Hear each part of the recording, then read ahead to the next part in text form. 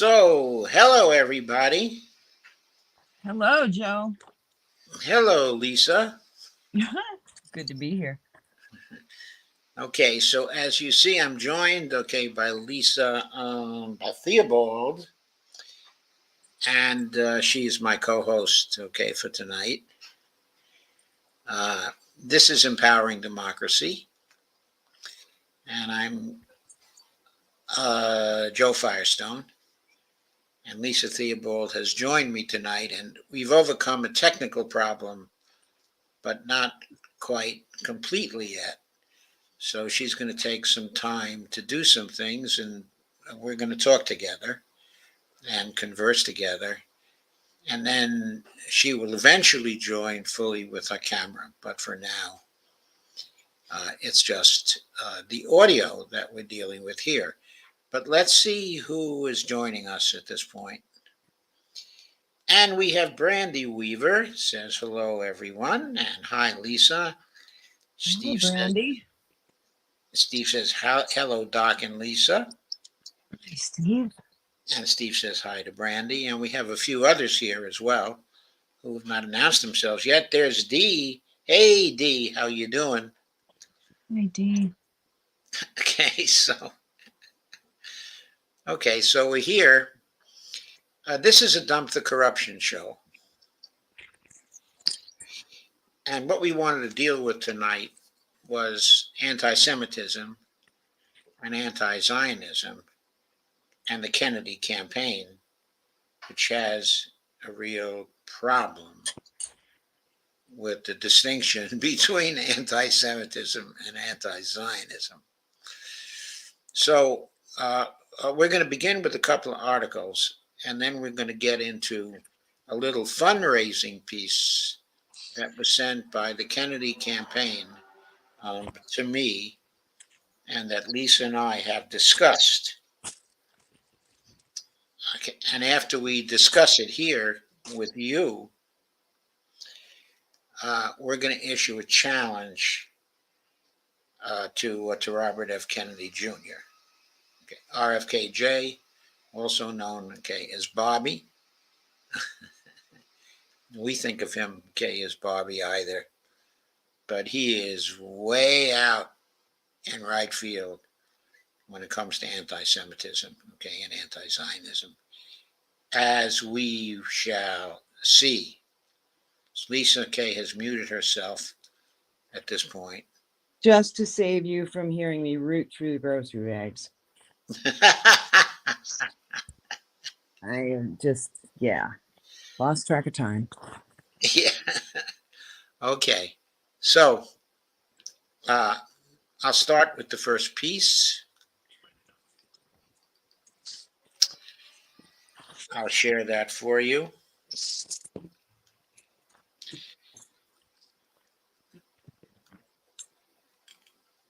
And that's from Common Dreams. And here you see a picture of Cori Bush and Rashida Tlaib.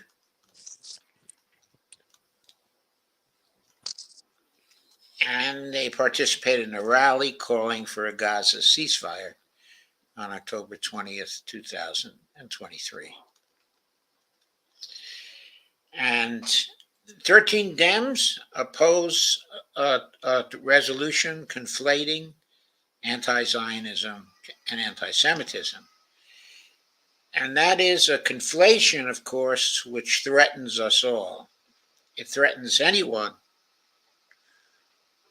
who wants to be critical or feels the need to be critical, of Zionism, at this point. Of course, behind the conflation also,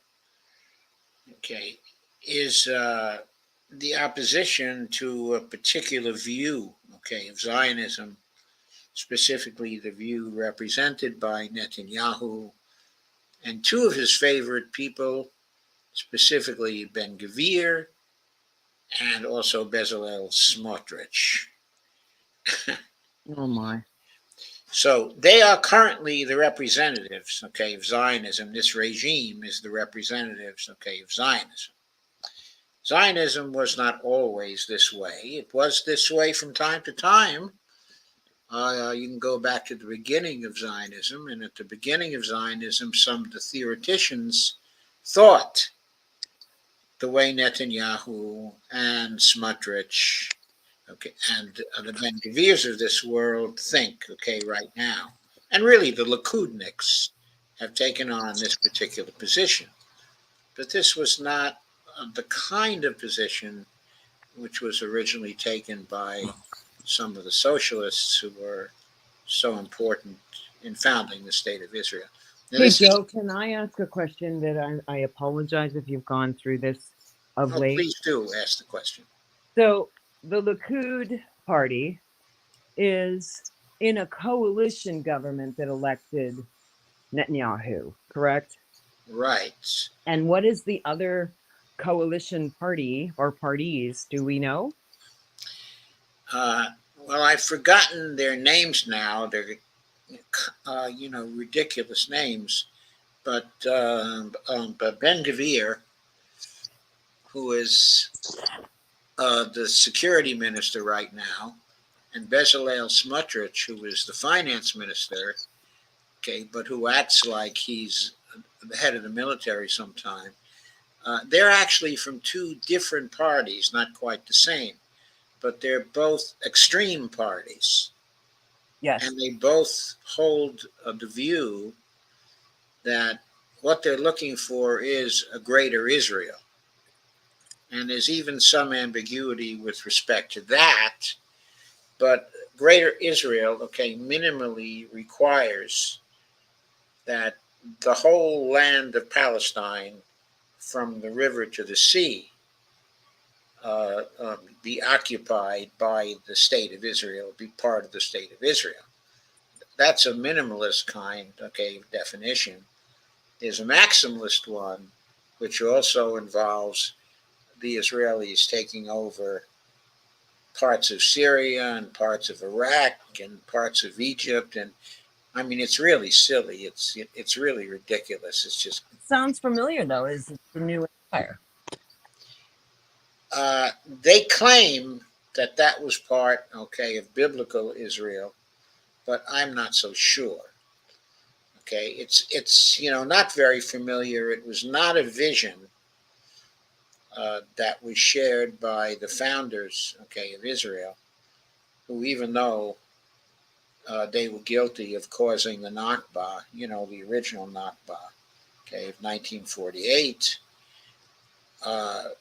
were relatively speaking fairly satisfied with the extent of Israel created by their victory in the 1967 war.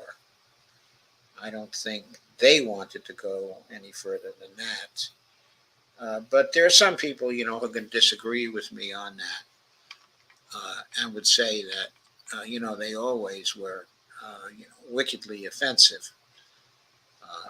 But I think that's a discussion, okay, for another day and not relevant to this particular article, though it was I who brought up the issue, I freely admit. True. So, okay, so anyway, 13 Democrats opposed the resolution, okay, in the House, conflating anti-Zionism and anti-Semitism.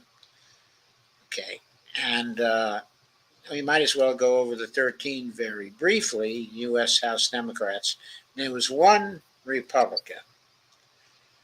Okay, the resolution, House Resolution 894, passed with support from 95 Democrats and 216 of the Republicans, including some Republican sponsors, Representatives David Kustoff of Tennessee, Max Miller of Ohio, and both of those, okay, are Jewish representatives. 216 Republicans, okay, voted for the resolution, but 95 Democrats joined, okay, the I'm sorry, right, 95 Democrats, okay, joined, okay, the Republicans. So the resolution overwhelmingly passed, okay, the House. There were 92 Democrats who voted present, obviously they weren't pleased, okay, with the resolution, but they were too gutless to go on record against it. So one Republican, Thomas Massey, joined the 13 Democrats who opposed it. Thomas Massey is from Kentucky, and he's a libertarian. And he's also very conservative on fiscal matters. Uh, okay, and among the Democrats who voted against it, or the Democrats who voted against it, Jamal Bowman, New York, Cori Bush, okay, who's a Missouri congressman, Jerry Connolly, a Virginia congressman, one district over from my own district, Jesus Chuy Garcia, okay, from Illinois, in the Chicago area, Raul Grijalva, okay, from Arizona. He's been in the Progressive Caucus for a very long time. He used to be the co-chair, okay, of the Progressive Caucus, and Pramila Jayapal, who of course is now the chair, okay, she's the chair, okay, of the Progressive Caucus, and Summer Lee, okay, the very good representative. From Pittsburgh.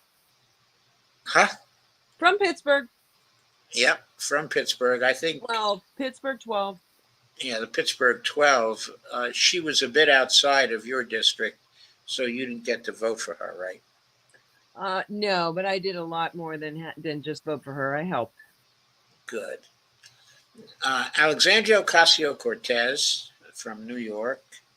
And then, okay, there's Ilhan Omar from Minnesota. Okay, Ayanna Pressley from Massachusetts. Okay, and there was Delia Ramirez, okay, of Illinois, okay, who's a newly elected um, um, from Illinois. And I think she's a reliable squad vote at this point. Okay, and Rashida Tlaib, okay, from Michigan, Woo-hoo. who of course is very, very visible as the only Palestinian in Congress right now. And the only congresswoman who deserves anybody's small dollar donations, as far as I'm concerned. Yeah, me too. I think that uh, as a fighter, she's probably the best of the squad. And also as a legislator, I think she's the best of the squad too. She's authored a number of very good bills, which of course have gone nowhere. But she authored them.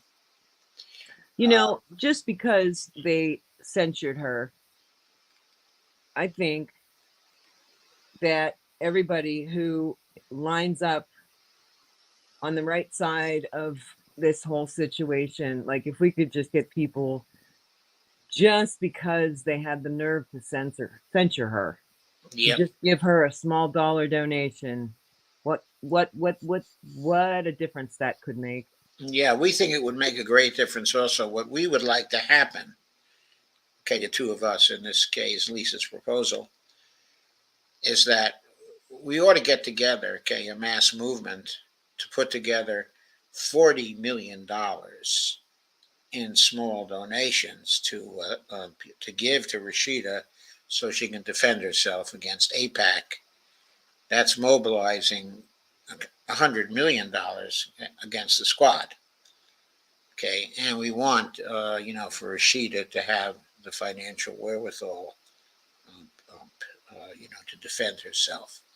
Well, And of course, that's not in violation of the rules because we're talking small dollar donations. And think of the message that would send to the rest of these elected officials if we could actually do that. I mean, it would shake them. It would change things. And it would be great for her to get an affirmation of being on the right side of this and how preposterous it is what they did to her. Right, and it would hit everybody else like a ton of bricks. Yes, it would. If she could raise $40 million, it would represent a repudiation of what they've been doing to her and how the whole Congress has been thinking about this. Okay, so the two of us are very much in favor of this. Okay, it is Lisa's idea, and I'm in full agreement with it. I Just think to it's put it into perspective for everyone, like Robert Kennedy raised what? I think it was $8 million the last quarter, and he's running for president. And he raised actually $15 billion. 15 million. $15 million, yes. Yeah. I'm sorry, did I say billion? Yes, I Yeah. did. It's 15 million, yeah. He raised it in a quarter. Imagine if we could just get the word out. I mean, she's on the right side of this, and they had the nerve to censure the only Palestinian congresswoman because she's Palestinian. They supposedly censured her because she used the slogan from the river to the sea. Oh yeah, that's one of the excuses. They interpret, okay, as meaning the destruction, okay, of Israel. Yeah. Now, anybody who knows anything about this knows that is not what it means. Okay, it means respecting the rights of the Palestinians from the river to the sea. Okay, that's what it means. But Congress people put their own interpretation, okay, on things and create a supposed impression of extremism, okay, that's not there. All she was doing was speaking up for the human rights, okay, of the Palestinians. And as she says in this tweet that you see on the screen, she wants a ceasefire to save uh, uh, the lives, okay, of people. And she says opposing the policies of the government of Israel, Netanyahu's extremism is not anti-Semitic. She is absolutely right. So, quote, this extreme and cynical Republican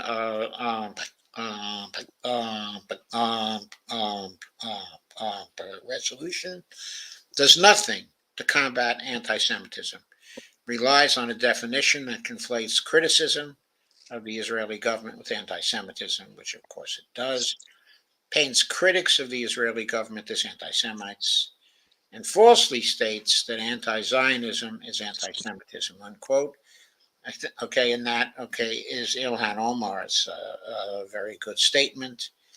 A quote again from that statement: "We must stand against any attempt to define a specifically legitimate criticism of this war and the government perpetrating it, okay, is anti-Semitism," unquote. And yes, we all have to do it because it seems to me that all fair-minded people, millions and millions of fair-minded people here in the United States and around the world have been criticizing, okay, the Israeli government. And we cannot let them get away with characterizing this as anti-Semitism. It is not anti-Semitism. No way. No way. Well, and have you do you mention on a regular the meaning of what a Semite is? Uh, what a Semite is okay. The term Semite refers to people who speak, okay, a Semitic language. All people who Okay, speak a all Semitic people who language. speak, okay, a Semitic language. Okay, Arabic is a Semitic language. Hebrew, okay, is a Semitic language. Uh, uh, uh, the language of Jesus Christ, okay, which was Aramaic, okay, is a Semitic language. Okay, so there are a number of the Semitic languages, okay, and the only one is not the Hebrew language. And the Palestinians speak. And the Palestinians speak Arabic. Exactly. Okay, okay, and by the way, just to show that there should be no conflation here, the Jews, of the Western world, generally, were people who spoke the languages of their country, okay, but also Yiddish, Correct. which is a variant, okay, of German. There's nothing Semitic about that language. Correct. Okay, of course, it was written in Hebrew, okay, which was a Semitic language, but the spoken language, was not a Semitic language, okay, at all. Okay, so the point is, the Jews of Europe were not speaking, okay, a Semitic language when they went to Israel and they settled there, okay, and they colonized it, okay. Then they began to speak, okay, a Semitic language. So I think that And that it's was the important. first time in a long, long time that they spoke a Semitic language. I think it's important that we realize that this resolution is redefining a term. Yeah, I think it's important too. Of course, Congress frequently redefines terms. Yes, they do. They're very careless in their use, okay, of language because they love to demagogue this and that, okay, and the other thing, and to create false issues. Okay, so Jamal Bowman said, while he strongly condemns anti-Semitism and hate in all its forms, he voted against HRES 894 because it fuels division and violence, conflates criticism of the Israeli government with anti-Semitism, and ignores one of the greatest threats to the Jewish community, which is white but nationalism. And that is true. That is one of the greatest threats, okay, to the Jewish community, okay, and to Judaism. Also, Jerry Nadler spoke up, but he didn't vote against the resolution. He was among the present people, but he spoke up about this. He said HRES 894 doesn't protect our Jewish neighbors who are facing alarming rises in anti-Semitism. I opposed it because it dangerously conflates criticism of the far-right Israeli government with anti-Semitism. We need genuine action, not uh, um, political games. And of course, So the whole situation to me, and I keep interjecting, Joe, and I that's all apologize. right. Keep interjecting. We're having a conversation. I apologize for that, but Don't. we do. I just need to say it. This is one of the biggest oxymorons. I mean, you want to talk about a circular reference? So I would suppose that if you really wanted to get technical about this, what is happening to the Palestinian people is anti-Semitic. Yes, it certainly is anti-Semitic. Uh, it's basically two groups of people, okay, who are Semites, but fighting each other, but much more serious than whether the question of whether it's anti-Semitic or not anti-Semitic is that what's being committed against the Palestinian people, okay, are war crimes, Absolutely, they are. okay, and collective punishment and It's a war ethnic, crime. but cleansing also. That's clearly what's going on in Palestine. And we cannot fund it anymore. Thus, I say that if you have an extra 50 cents, we need to give it to Rashida. And the quicker that we can get the word out and get this going and show these representatives that they don't need to fear AIPAC, they just need to find their fortitude. The quicker we get this thing turned right. The happier we'll all be. Okay, Bowman and Omar among the House progressives facing serious primary challenges for the next cycle, in part because of their criticism of the Israeli government, its war on Gaza, that has killed nearly 16,000 Palestinians in under 2 months. I believe that figure is now as high as 20,000. I think that's too low a figure.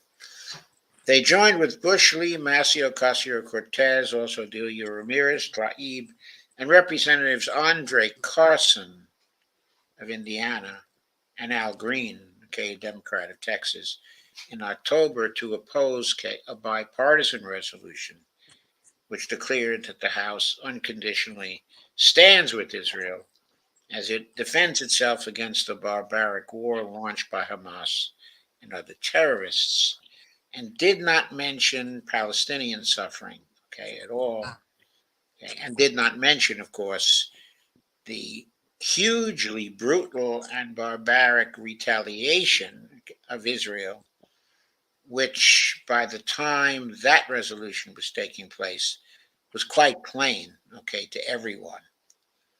They were killing thousands of people at that time, and no mention of the Palestinian suffering. That, of course, was awful. Can I point something else out that really stuck in my craw? Go ahead. Go ahead. So everybody that was calling for a ceasefire, who lost their jobs, who got thrown out of school, who, Harvard wanted to put out a letter saying that none of the corporations should hire these students upon graduation, right? Because they were calling for a ceasefire. Did anybody notice that on Saturday when they killed 700 more civilians, that all of the mainstream media started using the word, well, since the end of the ceasefire? They all did it. They're still doing it. They're making it sound like there was a ceasefire. But before the ceasefire and during the ceasefire, it wasn't a ceasefire. They called it a pause. Remember that? I certainly remember that. I mean, this is crazy town. This song from The Phantom of the Opera, Masquerade? Yeah. Yep. All 500 and what, 36 of them? Yes. All 536 of them. Minus 13. Right. Masquerade. Masquerade is right. Okay, so here's the next piece. So, amid Israel's brutality in Gaza, it's time to commit to anti-Zionism. This is a truth out piece, and it was by Rabbi Rosen, Brant Rosen, who's a Chicago area rabbi and one of the leading Jewish voices against what is going on, in Gaza. As Israel devastates Gaza, Jewish and anti-Zionists are resisting and insisting that anti-Zionism is not anti-Semitism. This piece is from December 5th, 2023, a few days back. And wow, look at that particular demonstration. They staged a sit-in blockade of the Manhattan Bridge on November 26th, 2023, in New York City. And there's the arch there. Quite striking. Over the past several years, we've witnessed growing calls to label anti-Semitism as anti-Semitism. Since Hamas's October 7th attack and Israel's subsequent assault on Gaza, military assault on Gaza, however, Israel advocates have doubled down yet further politically on this cynical accusation. On November 28th, the U.S. House of Representatives passed a resolution asserting that, quote, denying Israel's right to exist is a form of anti-Semitism. Now the House is considering an even more wrong-headed resolution citing the deeply problematic International Holocaust Remembrance Alliance definition of anti-Semitism. It, quote, clearly and firmly states that anti-Zionism is anti-Semitism, unquote. If ever there was a moment for Jewish anti-Zionists to proudly show up and be counted, this is it. There could not be a more terrifying demonstration of the endgame of Zionism than the genocidal violence Israel has been unleashing, on Gaza. So this, okay, is an American rabbi. Now, we've been hearing statements from some of the very orthodox, okay, American rabbis who always opposed the founding of the state of Israel and who thinks the founding of the state of Israel uh, was against, okay, the religion, okay, of Judaism. Okay, Brant Rosen is not one of those rabbis. He is a rabbi who's a representative of, the modern style, okay, of Judaism. I don't really know whether he's a conservative rabbi, okay, or a reform rabbi, but he's deeply immersed, okay, in modern versions, okay, of Judaism, uh, and yet he is just as critical in terms of what is going on in Gaza. From the very origins of the concept of Zionism, its raison d'etre was the creation of a Jewish state by acquiring the greatest amount of land with the fewest Palestinians on it. And here uh, he's referring to the Nakba, of course, that happened in 1948. The driving of 750,000 Palestinians from their homes, okay, after the founding of the State of Israel. Over the past few weeks, Israeli politicians have been unabashedly honest about these intentions, making it clear that the ultimate goal, and they've stated this, they've openly stated this, they aren't hiding it. Ultimate end goal is to ethnically cleanse Gaza of its residents, thereby eliminating up to 2.2 million Palestinians from the demographic equation. At the same time, the Israeli military is systematically reducing that equation through the sheer force of its violence on Gaza's population. An extensive investigation by the Israeli online magazine Plus 972 determined that Israel's onslaught in Gaza represents, quote, one of the deadliest military campaigns against uh, Palestinians since the Nakba of 1948, unquote. As a recent New York Times article has chillingly pointed out, quote, experts say that even a conservative reading of the casualty figures reported from Gaza shows that the pace of death during Israel's campaign has few precedents in this century, unquote. Most recently, the Israeli military has ordered Palestinians in South Gaza to evacuate as it renews its massive bombing of that region, leaving hundreds of thousands of internal refugees from the north with really nowhere left to run. In all, almost 1.9 million Palestinians, 80% of Gaza's population, have been displaced. Martin Griffiths, the UN Undersecretary for Humanitarian Affairs, has described the situation in Gaza as apocalyptic, quote unquote. With the internal logic of Zionism becoming so clear for all to see, it's not surprising to witness increasing numbers of Jews proudly and openly identifying as anti-Zionist. If we needed any evidence, the regular public protests of Jews calling for a ceasefire in Gaza and who are willing to take arrest in the thousands are a powerful testimony to this phenomenon. As the rabbi of the anti-Zionist Jewish congregation, Tzedek,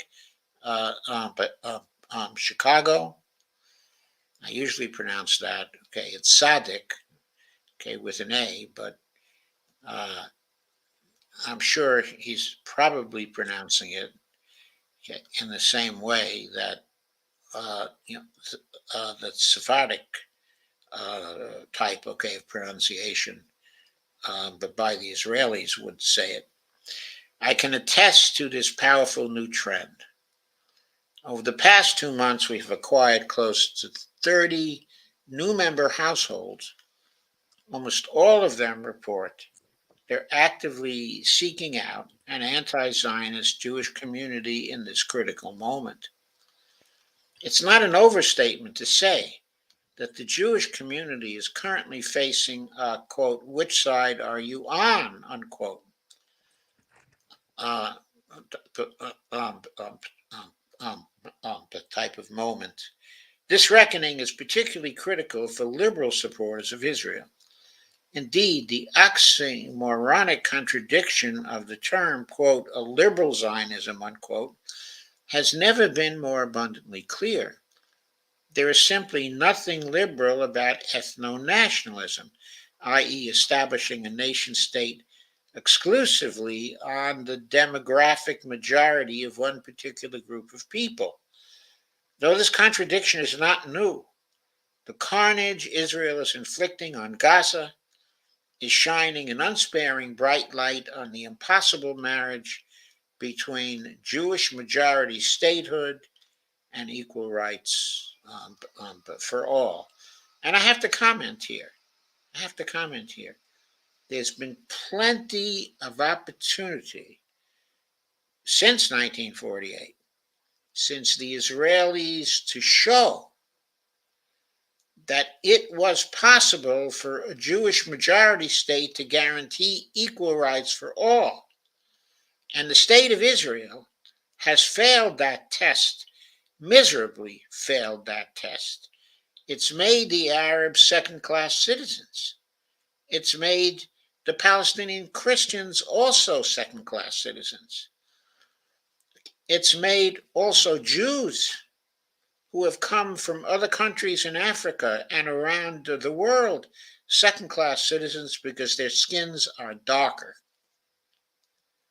It has failed the test of equal rights for all and supported the idea that that a Jewish majority state cannot provide equal rights for all.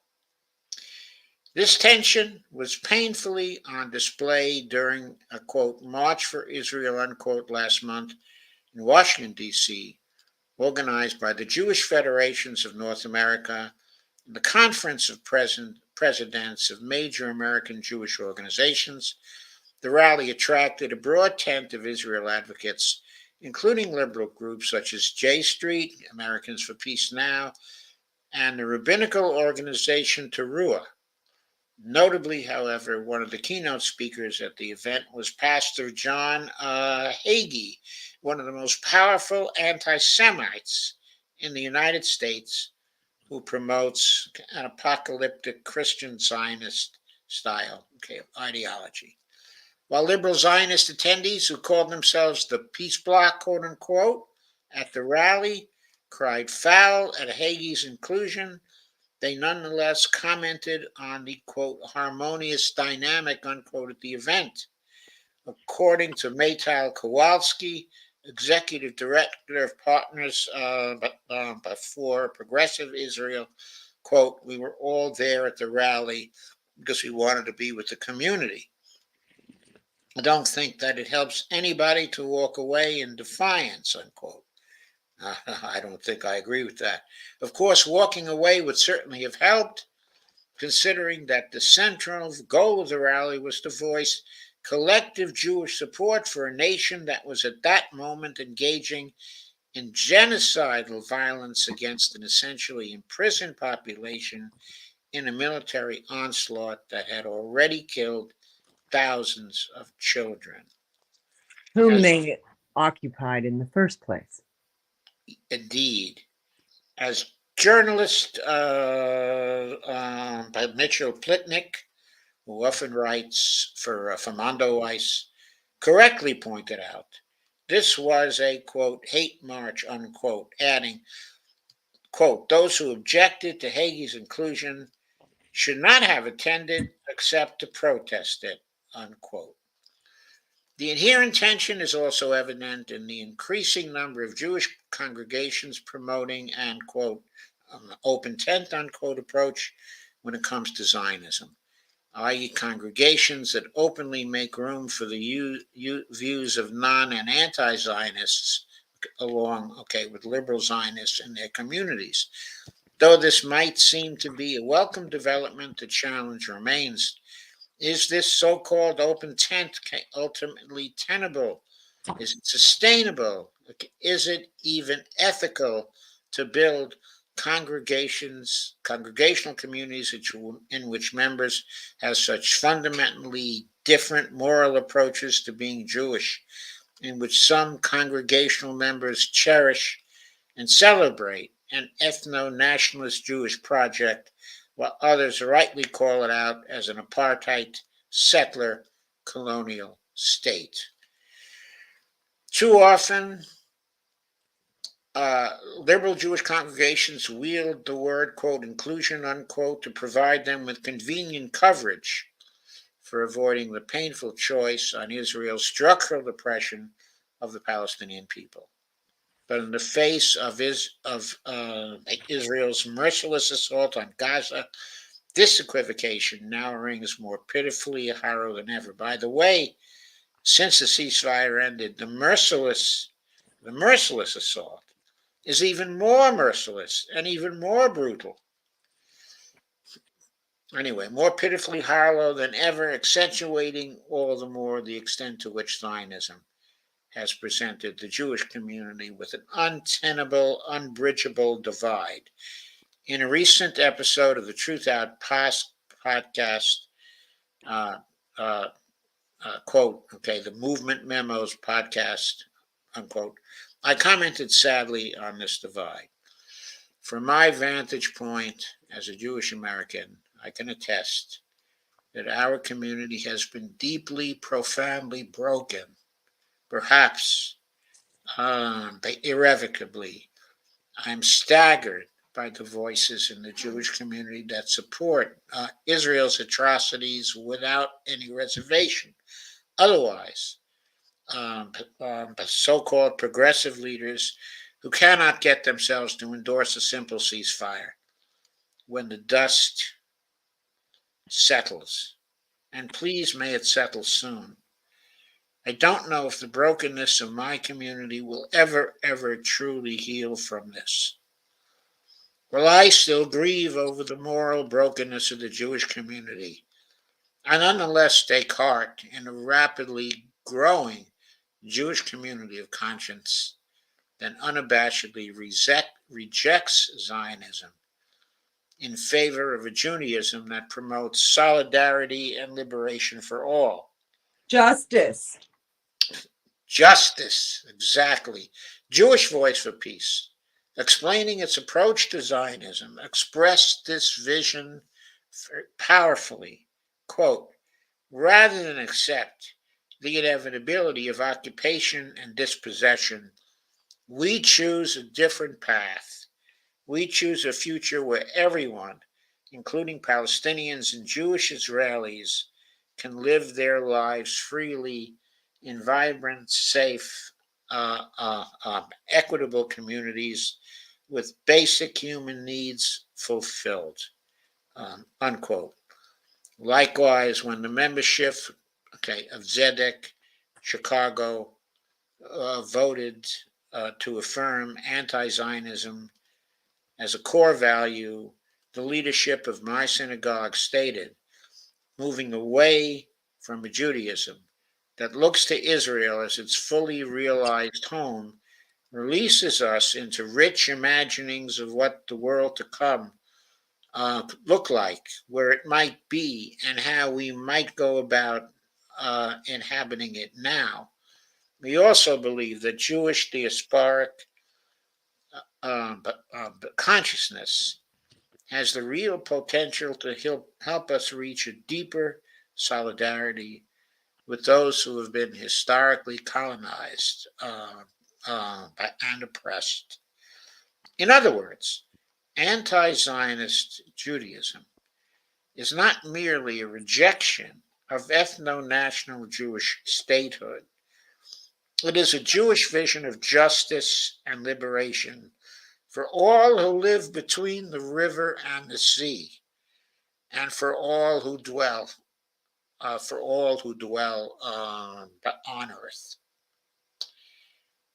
I found that a very, very moving piece. I hope that you did too. It was terrific. Then let's now get to Bobby Kennedy. Maybe take a look at some comments first. People saying hi. Andy Candy saying hi, all. An esteemed host hanging around in the background.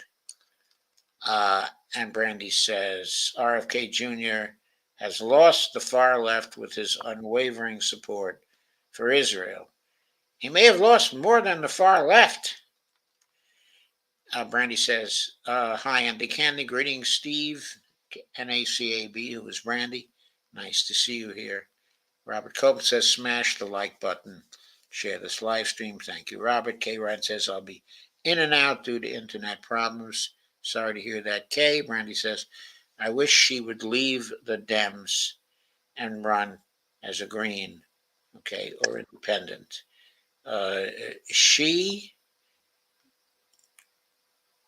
Specifically Rashida. Steve Wolfbrand, the squad grew a spine. They finally found something they weren't able to take. And so their voices came again. They sounded like the squad for the first time in literally years. Steve Wolfbrand said, I could make a contribution. Thank you, Steve. So it's really neo-Zionism that's the problem. Okay, we lost Lisa for a moment. I'm sure she'll be back because we still have to get to the real punchline of all this. So it's really neo-Zionism that's the problem. No wonder the U.S. neo-fascists censored Rashida.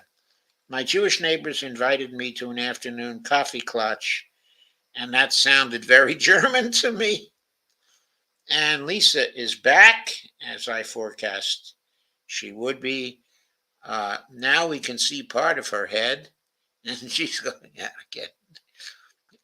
It's adjusting. We will be here. I accidentally hit the back button, and I have not logged on for so long into StreamYard that Joe and I were working on this for a couple hours. That's how silly I am. Yeah. But I just wanted to say to everyone that,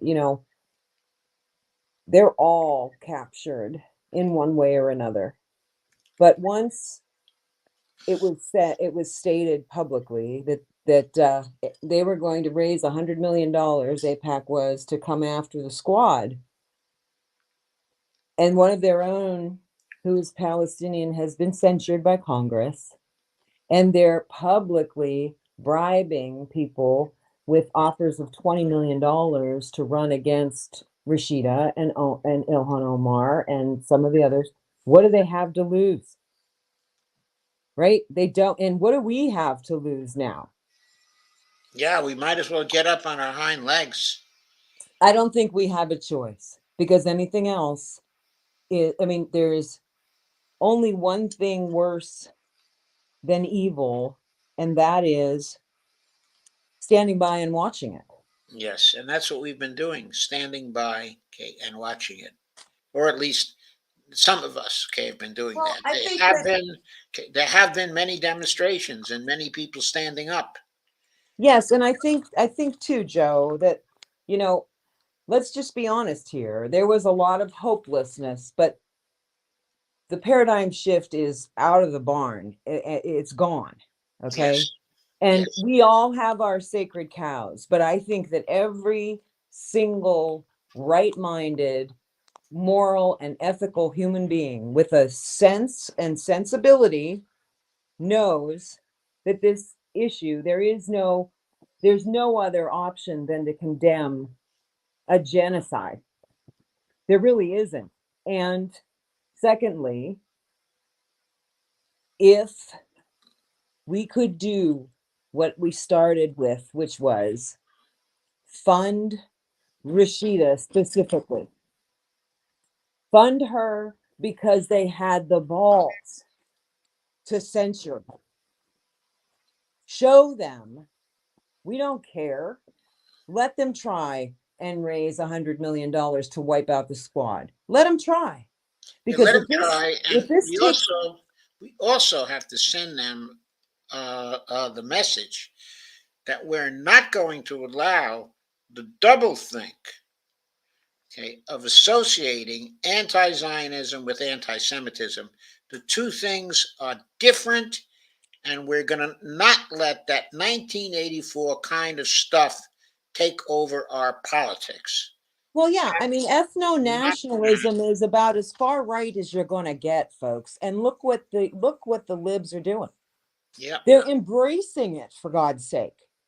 some of the libs, not all Well, of the libs, okay, but but the leaders of the libs, yeah, quote yeah, the unquote, leaders of many lib groups were at that other demonstration in support, okay, of Israel, and that was a shameful display.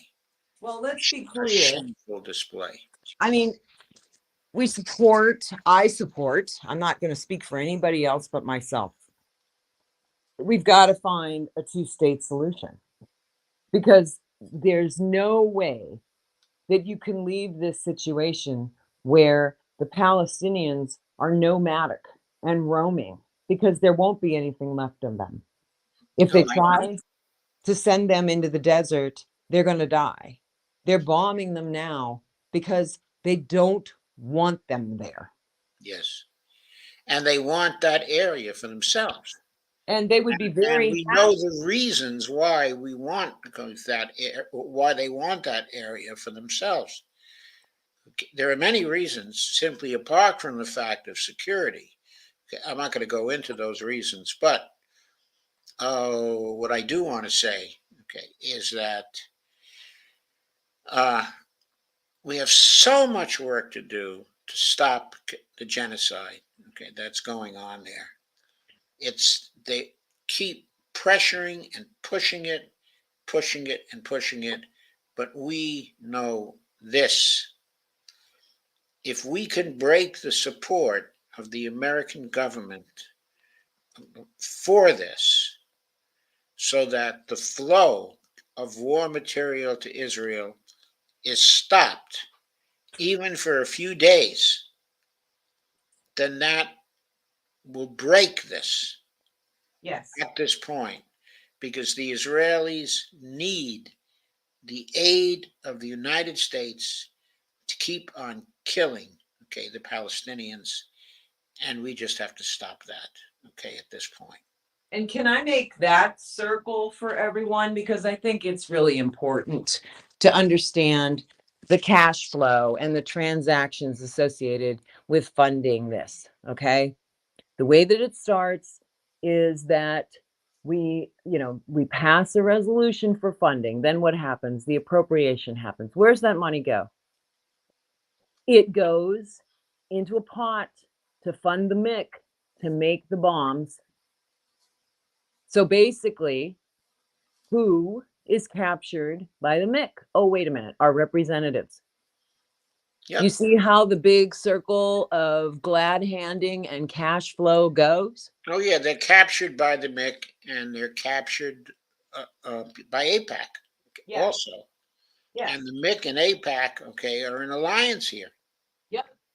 and that is what makes such powerful support for Israel possible, even in the face of visible Israeli war crimes, highly visible, highly immoral war crimes.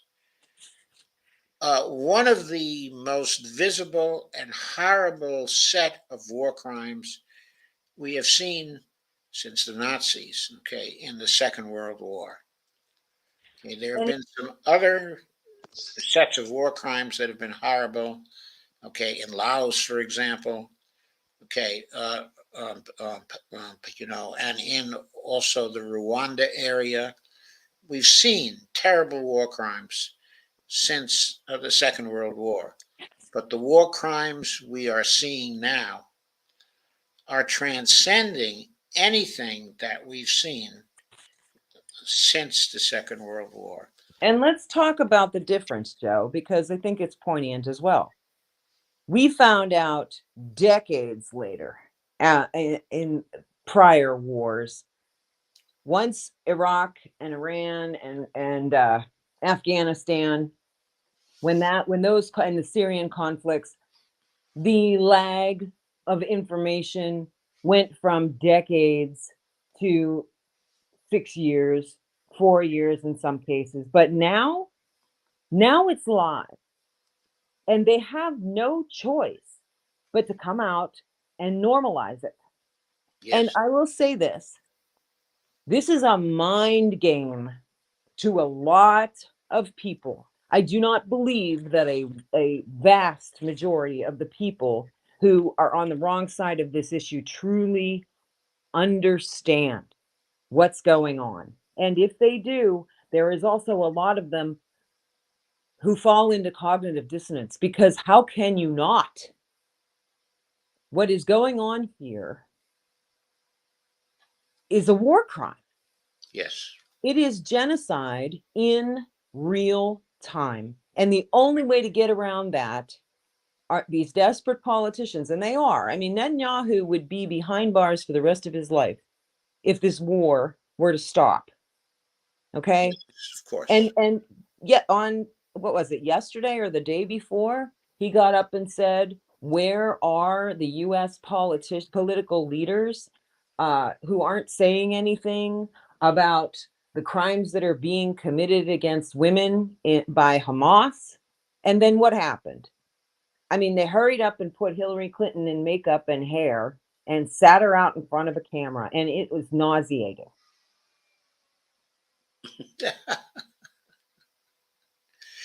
Yes, it was rather. It was absolutely rather nauseating. So, when I talk to people who are of my parents' age, and I'm quickly approaching 60, so what I can say is that I know these people, many of them are in my family, and I love them dearly. I really do. And I know who they are, but they just don't educate themselves. They wouldn't even know where to go. They still think that mainstream media is news. And when you talk about this, they literally shut down. They can't handle it. Because what they have done is literally swapped out the idea of why did we create Israel at the time that we created it? Because there was a genocide that tried to wipe out the Jews. That was the part of it that was sold to the people. There were political reasons for doing it that have, nothing to do with the moral and ethical pieces of this puzzle, but it was nice because we could put that all together, and the politicians were like, yeah, and then we have a military base and we can da da da da da da, right? But to take those very same people and conflate ethno-nationalism with justice, I don't think it gets, you could not, if you picked up this book and started reading it, you would think, oh my God, this is insane. This isn't even a good B movie. This is like too crazy to even embellish. I mean, 1984, oh my God, this is horrible. And I really, truly have to say that I think that this could be a huge uniter of the people back to this country where we can come together, and left, right, liberal, progressive, conservative, you name it. Anybody who calls themselves a God-fearing human being, no matter whom you want to call your God, cannot possibly look to this and face their God and realize, if they can possibly sober up, what's going on here, because it's that heinous. It's demonic in a lot of ways what the political leaders are doing here. And I will say this: Netanyahu like I said, we all know he is, they stalled his trial because of all of this. And the reason that this is so heinous for me is to call upon American politicians and have them immediately spring into action and do whatever that man is calling for. They're all compromised in one way or another. It's so easy to see if you can put the pieces of the puzzle together. And the best way to get this catalyst to a point of no return, this idea of this doesn't make any sense, is to just keep talking about it to the people in your family and in your lives. And it doesn't have to be Dem, Republican, left, right. You appeal to their humanity. I had a discussion with a friend of mine today, and she was like, well, da da da da da, Biden this and Biden that. I said, it just doesn't have anything to do with that. This has to do with whether or not you believe that killing children and civilians, which is a war crime, is something you can palate. I can't. Yep. And it's not something that I can live with either. And I think that's true for everybody here tonight. Of course it is. And it's true for anyone who isn't just too far gone to even, there are those that there is no hope for. They are the minority. So now let's get to someone who we truly hope there is some hope for. And that, of course, we hope, is RFKJ. He sent me a fundraiser the other day. I don't know if Lisa got this fundraiser too. Yeah, I got it. But it said, Dear Joseph M., a democratic government is supposed to be of, by, and for the people. But government institutions have betrayed our trust. The intelligence agencies spy on American citizens. Government and tech platforms conspire to surveil and censor the public. Regulatory agencies have been captured by those they are supposed to regulate. Wall Street controls the SEC, and polluters and extractive industries dominate the EPA. Big Pharma controls the CDC, the NIH, the FDA. Big guy controls the USDA, Department of Agriculture, of course. The big tech has captured the Federal Trade Commission, the FTC. No wonder trust in government is at an all-time low. It's time to earn it back. I'm reading this, and of course, the first thing that pops into my mind is, what is missing from this list? Well, the military-industrial complex controls the Defense Department and controls the Congress. Yes. And controls the President of the United States and the Defense Department in the area of Israel-Palestine relations. That whole area is controlled by the political coalition of the military-industrial complex, and AIPAC. Why is Robert F. Kennedy not mentioning that here? Why is that so visibly absent? You have to ask that question. Why the omission? Well, we'll get to why in just a minute. But let's note some more. Here's what Robert F. Kennedy Jr. has pledged to do as President of the United States. RFK Jr. will remake public institutions to serve the public. RFK Jr. will roll back the secrecy and make government transparent. Oh, by the way, who else promised that?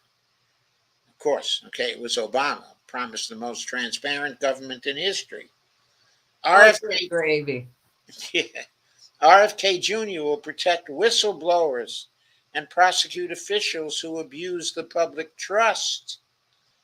RFK Jr. will rein in the lobbyists and slam shut the revolving door that shunts people from government agencies to lucrative positions in the companies they were supposed to regulate and back again. RFK Jr. will get money out of politics. RFK Jr. will open our institutions to real citizen involvement. RFK Jr. will restore integrity to the government. Okay. Now, we have to ask the question, Lisa and we have to ask the question, how is RFK Jr. going to do that when he obviously, and in light of the omission in this particular fundraising letter, he Glaring. obviously is himself involved with big money that uncritically supports the Israelis and the position of the Israelis relative to the Palestinians. What was his talking a few months ago with Rabbi Shmuley about? Debbie Wasserman Schultz. Right, it was about finding a defense for himself from criticisms from the Debbie Wasserman Schultzes of the world. He was running to Rabbi Shmuley for support. But why else was he running to Rabbi Shmuley for support? Who is Rabbi Shmuley tied to?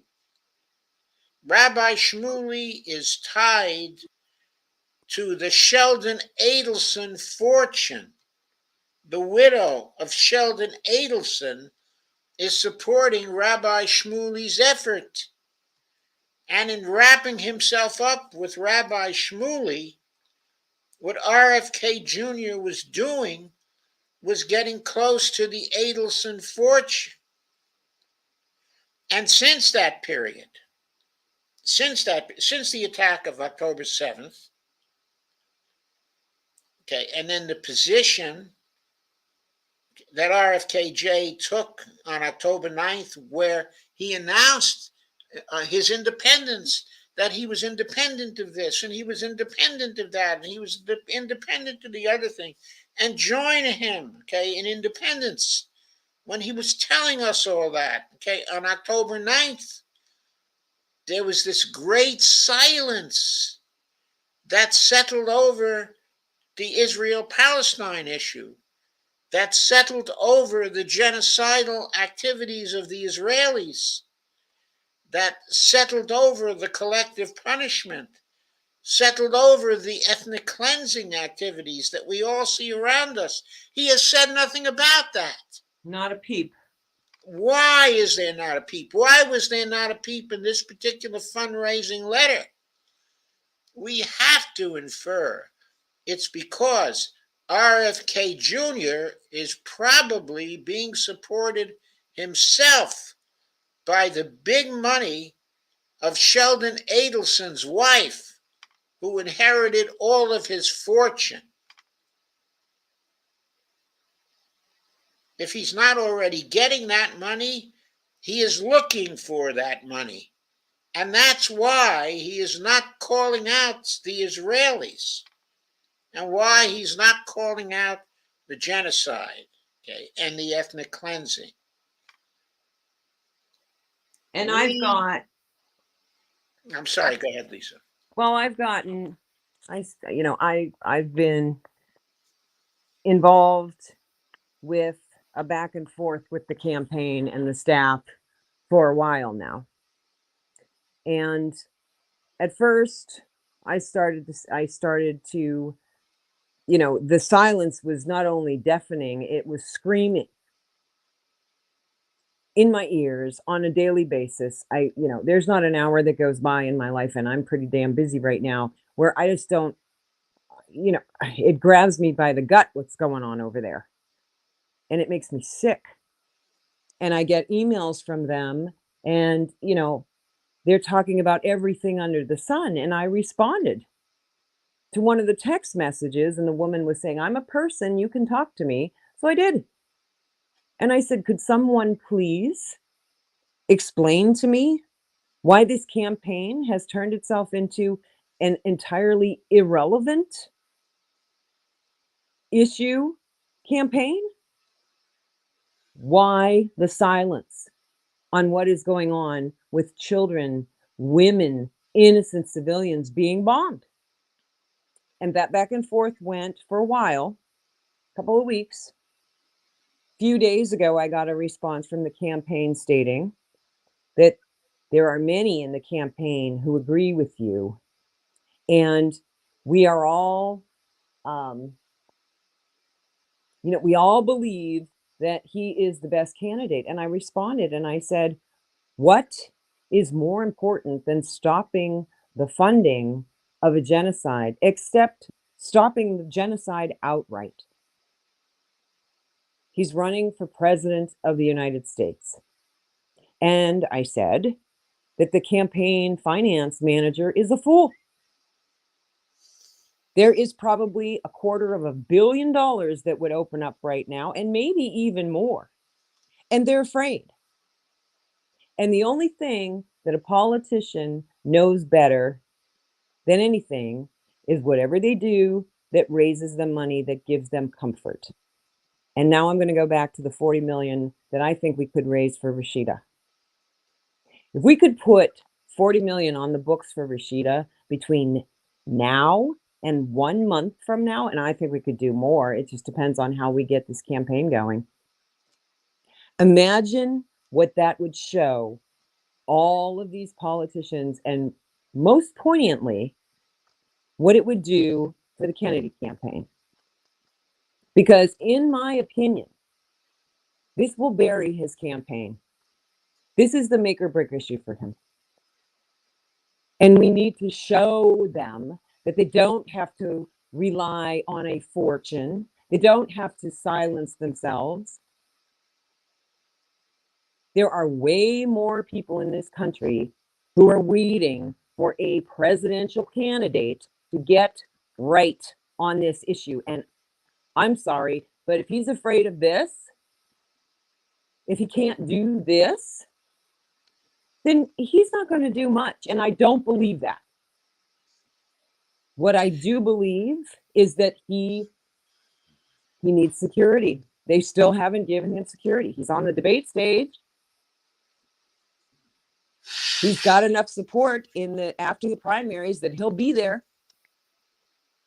Open up the floodgates. Don't be a Johnny come lately to this. Get it right. And getting it right is being a presidential candidate and floating a Middle East peace policy. Come up with your own. And we have to ask, of course, how is RFK Jr. going to get money out of politics? Now, this Empowering Democracy program, in a dump the corruption segments over a long period of time, has pointed out you can't get money out of politics using the conventional political system, because the conventional political system is bought. The only way to get the money out of politics is for we, the people, to get it out of politics by the way we vote, by denying our vote to anyone who takes the big money. That applies to RFK Jr. also. He has to show that he can be the person who will get money out of politics by rejecting that money himself and going strictly to a small dollar donation campaign. He's got to model that kind of campaign. It will free him up on all kinds of issues. It will make him credible as the person who will get money out of politics, and he will not be in this terrible moral position that he is now in with respect to Israel, and Palestine. He's got to get straight okay, on that. And so tonight, Lisa and I want to issue a challenge to Robert F. Kennedy to come and to debate us on this Empowering Democracy show, because there is no way to empower democracy if we cannot get the big money out of politics. And as we've shown here time and time and time again, the only way to do it is for the voters to do it. Once the voters have done it, once the Congress has been changed, once the people are completely different and are not beholden to the big money, then maybe we can have a situation. We can have a situation where the Congress will be able to vote for laws and for constitutional amendments to keep the big money out of politics. And to be able to free themselves and vote their conscience. If he could get right on this issue, Joe, I truly believe this, he would run the table. And then we run the tables with him. Yes, and I think so too. I think so too. He could be a real Kennedy president. Yes. Yes. He but could he has change. got to find his chutzpah now. He could change our foreign policy. There's something wrong with your sound, by the way. I don't know what it is. Okay, What, can you not hear me? It's coming through your speakers in a funny way, so your voice, okay, is blurred at this point. I'm going to go out and come back in. Okay, until very recently, your sound was great. I'm going to go out and come back in. Okay, go out and come back in. Okay, so as I said, we are issuing this challenge, okay, at this point. We want RFK Jr. to come here and debate us on the Israeli-Palestine issue, because his position is an untenable position, and we want to show him how untenable, okay, it is. It can't be defended. War crimes, okay, ethnic cleansing, and collective punishment on the scale we are seeing now in Israel cannot be defended. It's just impossible.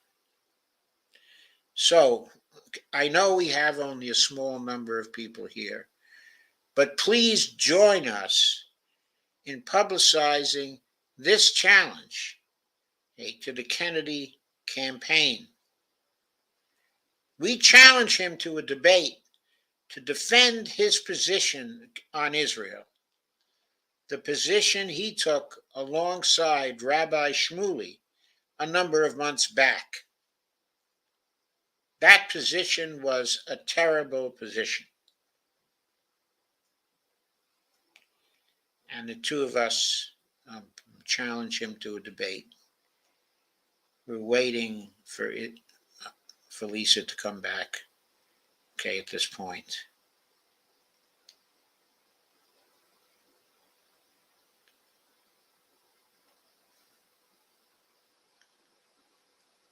I know we are still live here. We haven't had any comments since 9:59, and it's now 10:24. I wonder what has happened.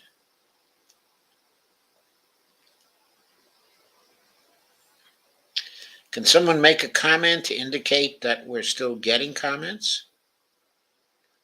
According to all our indicators here, we're still streaming. So there shouldn't be a problem. There's Lisa now. Hi. Google hates me. It's okay. It's reciprocated fully. Okay, so Dee is here, and she's given us the first comment in maybe 25 minutes. I was wondering what was going on. I thought maybe there was something wrong with the stream, but I guess not. I guess there's nothing wrong with the stream. Okay, I issued the challenge for Robert F. Kennedy to debate us. Okay, the two of us. Okay, I'd like you to add to that challenge. I'm sorry, Joe. I'm reading the comments and I was daydreaming. Did you ask me a question? Yes, the question I asked you is please supplement the comments that I made about the challenge, okay, to Robert F. Kennedy, that we were challenging Robert F. Kennedy to come here, okay, and debate us. Well, I was telling you about my email exchange and with the campaign, and it was really encouraging because at one point the second to last email that they sent me was stating that the campaign, has been talking to him and debating him on this issue, and that we're all frustrated with you, but we still believe he's the best candidate. And I responded back and I said, I'm sorry, folks, this answer isn't good enough. I don't care what the staff thinks. I'm not voting for them.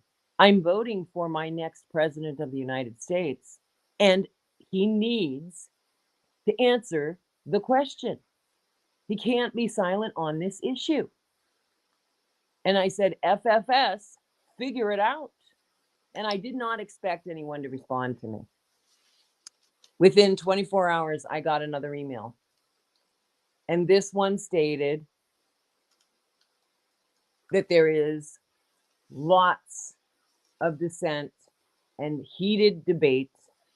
They cited, Joe, what is the gentleman's name and what is his position in the campaign that we were talking about today and reading up on? I'm sorry, I can't remember his name. Yes, his name was Eisenstein, Charles Eisenstein. Charles Eisenstein. And what is his position on the campaign? Uh, Do you remember? I don't remember the exact position, but he's a cultural advisor, That's right. okay, to the campaign. Okay, a very high level cultural advisor to the campaign. And what we He's were written reading, some important books on yes, culture and American culture, okay, in particular. He's very highly thought of as a public intellectual. yes. And I was quite impressed. And I'm going to go read some of his books and do some more research. But he sounds like he's going to be on the right side of all of this, first of all. And secondly, that, so they wanted me to know who he was. They wanted me to understand that they are in turmoil. And then they got the words right. I told Joe, I said, they're learning. They said to me, we all here sincerely hope that Bobby Kennedy adopts a position that is in line with your concerns. I thought that was amazing. Yes, I thought it was amazing too for a campaign to say something like this. It was very Okay, amazing. to say that he's been thinking very seriously about this. There are debates going on, okay, inside the campaign. Okay, there's this guy, Charlie Eisenstein.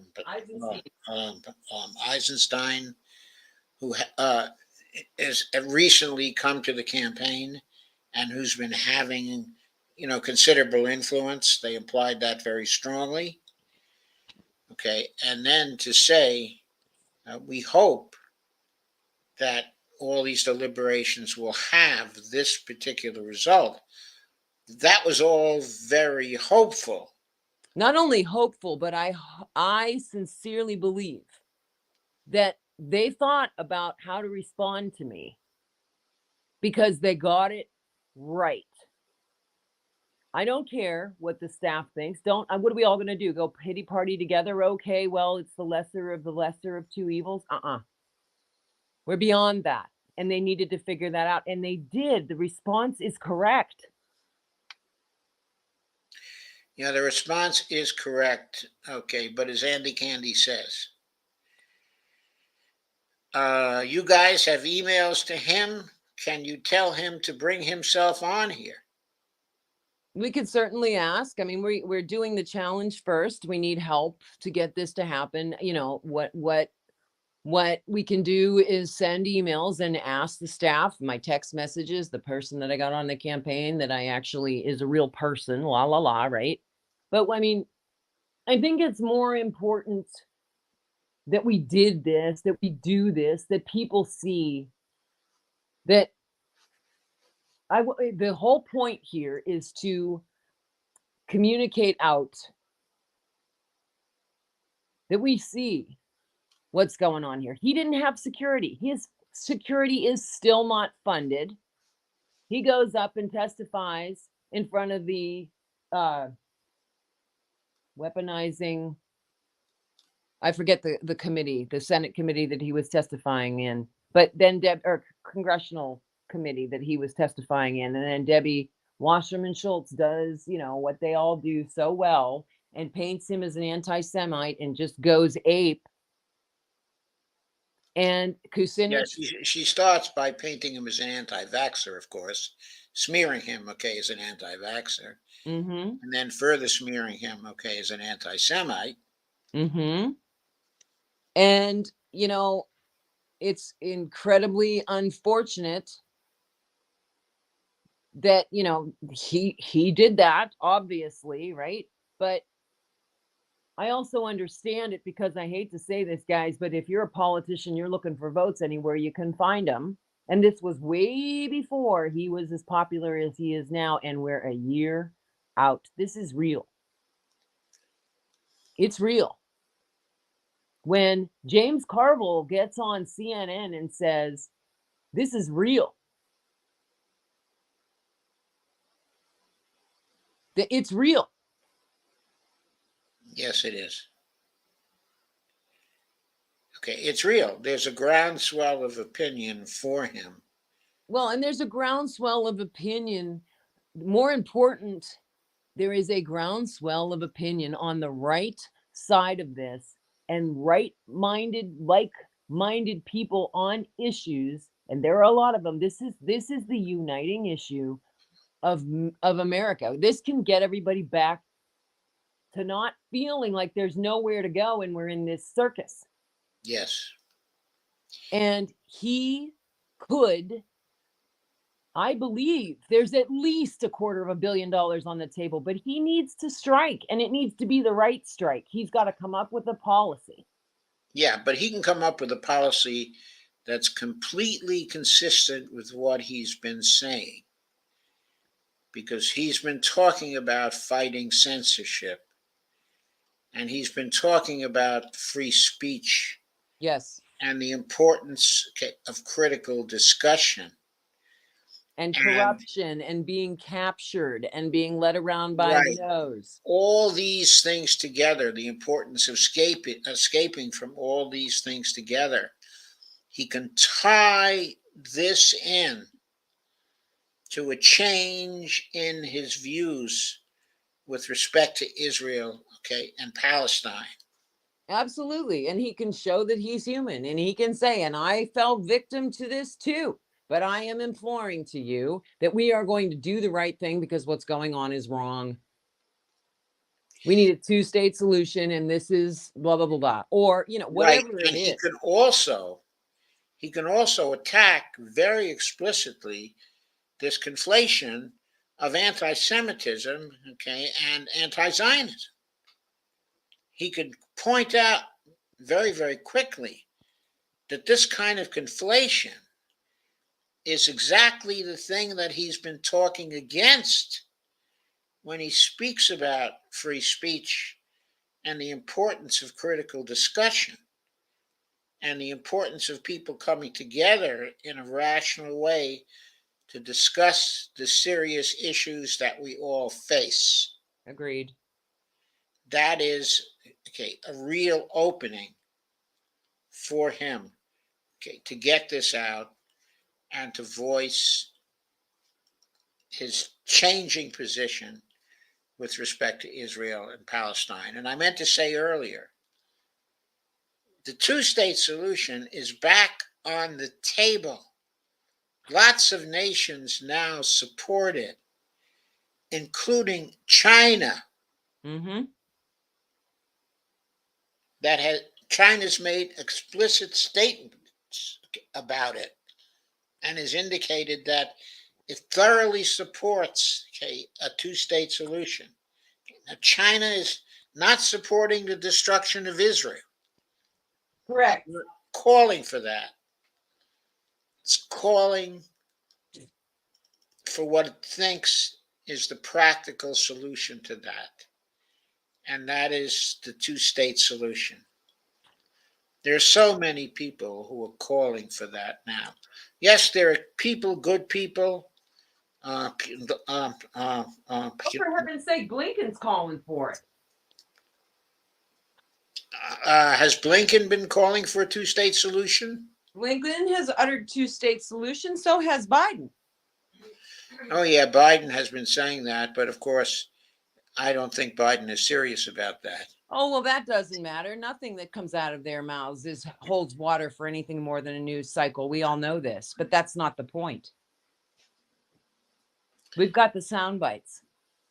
We have the sound bites, but I think the point is that we'll know they're serious about it when they stop the Israelis in their tracks, which they have the power to do. They're not going to get serious about anything until the American people show them that we're not taking this anymore. And you don't get to say. We have to show them that they are serious. And getting the 40 million for Rashida is one way, of doing it. Yes, and getting Bobby Kennedy to change his public statements, exactly. that's another way of doing it. Well, one is a catalyst for the other. Right, but we have to pursue both independently. Well, simultaneously in parallel. Simultaneously in parallel, correct. Because one is a proof of the other. Yes. And quite frankly, I would love to see Rashida run the show in Congress. The hell with the Progressive Caucus being on the fringe. How many of them voted present? Come on, we've got this. We just need to fund the right people. Yes. We do. Okay, folks, on that note, we should say two things to Andy Candy. Yes, there was a claim that Hezbollah got hit. Who made that claim? How credible is it? Who did the Israelis get? Generally speaking, what has been happening inside of northern Israel is that Israel had to evacuate its population from the north of Israel because of the Hezbollah attacks, the rocket and missile attacks, from them. As far as I know, those attacks have not stopped. They are still coming in support of the Palestinians.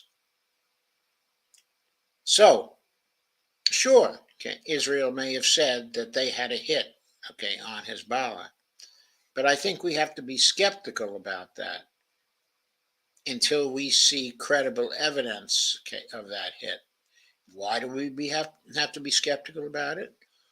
Because just like the Ukrainians, the Israelis lie all the time about what they've done and what they're doing. They're fighting a propaganda war. And we have to recognize that, and we have to be skeptical about it.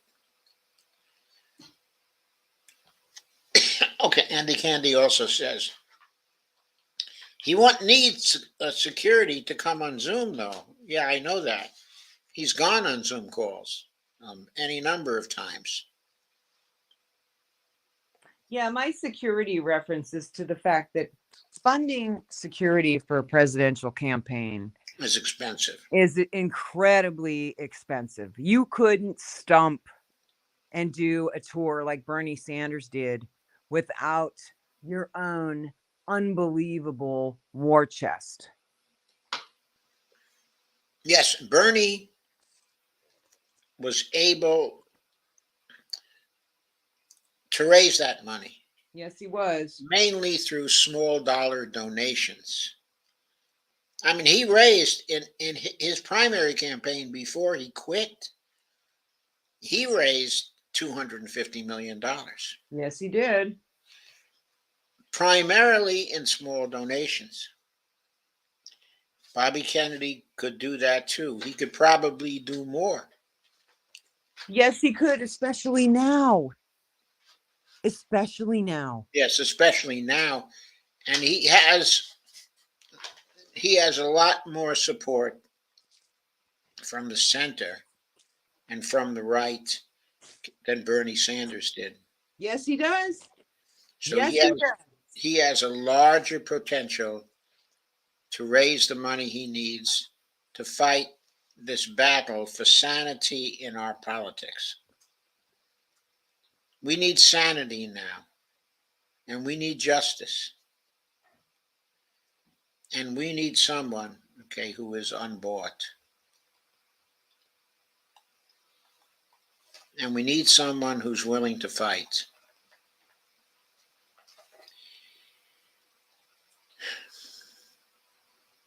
Maybe on that note, we should leave it. Yeah, I think so. But I really do hope that maybe we can get the attention of the campaign, even if, I mean, it's not so much, it's the idea, Joe, that we could have these conversations, that we can point out the obvious circular references, making points like ethno-national state, and look at all of these libs lining up, cheering, for heaven's sake. They're ignorant as the day is long, and they are in cognitive dissonance over this. Yes. Because it is that horrific. It is live genocide, and they are pretending they have the high ground. Yep. And when they say American politicians jump, the only thing they answer back is how fast and how soon and how high. And that's why we need a whole new Congress. We do. Well, no, we need to liberate them. We need to liberate them from the money.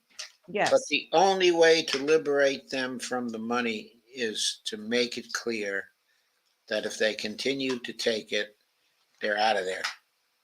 Well, sure, which means they can't continue to support policies as if corporations or people, while they got their hands out, getting kickbacks left, right, and center.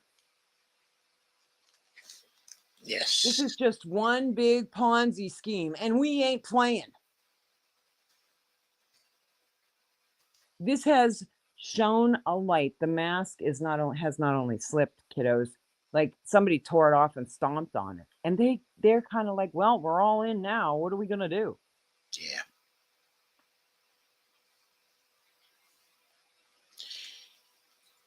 And so we have to cut them out. We have to find a way to cut them out of this web that they are caught in. And the way to cut them out is to show them. The funding bill failed the Senate. I know.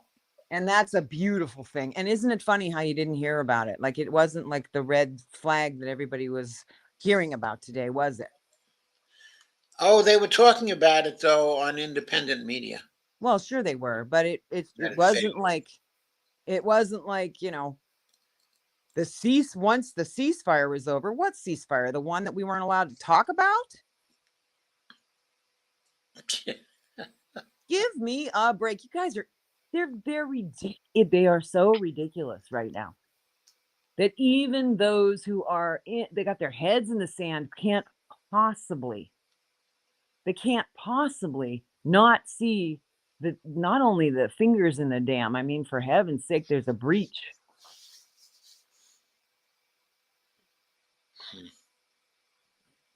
So if you've got it, send it to Rashida, tweet about it. Let's talk to other podcasters about this. If we can get Rashida $40,000 in a month, $40 million in a month. a million. And Joe was saying billion. So yeah, who cares? Let's just give her as much money as we possibly can and shut down this idiocy. We don't care how much money you're going to bribe politicians to run against those who are on the right side of this issue. If we could get her $100 million, that would be like utopia in my mind, because it would send such a message. I think the $40 million would send such a message also. Yeah, it would, but the broken dream, Joe. Don't be a party pooper. I'm not a party pooper. Anyway, you know what, Joe? This was a lot of fun, and I'm really glad that I was able to join you tonight. And I'm so glad to see so many people that are here listening.